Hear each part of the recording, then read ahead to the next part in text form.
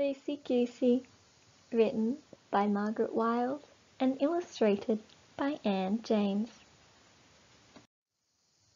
Ever since she was a fluffy gosling with flippy flappy feet, Lucy Goosey had lived in this pond. She had jumped off that branch sticking out of the water. She had sat on the rock as big as a cow, and she had played hide and seek in those bushes dark as caves. Now Lucy Goosey was nearly full grown.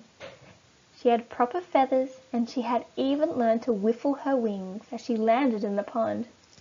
"What good whiffling, Lucy Goosey," said her mother. "You will find it very useful during our long flight." "I don't want to go," said Lucy Goosey. The time had come for all the geese. Lucy Goosey, her mother, her cousins, her aunties and uncles, to fly away to another country. They were leaving that very night, as soon as the sun went down. Lucy Goosey stared up at the sky. It was vast, never-ending. "I'm not going," she said, and off she ran on her flippy-flappy feet. "Come back, Lucy Goosey," called her mother, "or you'll get left behind." "Don't care," honked Lucy Goosey. "Don't care, don't care, don't care." Lucy Goosey crept into the bushes, dark as caves. She was hid among twigs and leaves. She tucked her head under her wing, so she couldn't hear or see a thing. She must have fallen asleep, because when she squeezed out of the bushes, it was night time and very quiet. Lucy Goosey hurried down to the pond. It was empty. All the geese, even her mother, had gone. Lucy Goosey swam around in lonely little circles. Then she huddled in the reeds, listening to the leaves rustling, twigs cracking, things slithering. "Mum," she whispered. Suddenly there was a sound of wings whiffling and a long, sad honking. "Lucy! Lucy Goosey, my dear, where are you?" "Mum!" said Lucy Goosey, and she sped out of the reeds faster than a flying fish. Mother held Lucy Goosey close. She said, "What's the matter, Lucy Goosey? Why don't you want to leave?"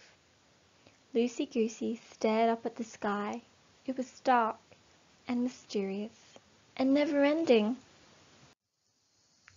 "What if I lose my way in the misty, moisty clouds?" she asked. "If that happens," said her mother, "I will search the misty, moisty clouds until I find you." "What if I'm caught in a storm and get tossed into the treetops?" asked Lucy Goosey. "If that happens, I will search every treetop until I find you." "What if I get tired and fall into the cold, dark sea?" asked Lucy Goosey. "If that happens, I will search the cold, dark sea until I find you." "Will you always search for me?" asked Lucy Goosey. "Always," said her mother. "Even when you're old?"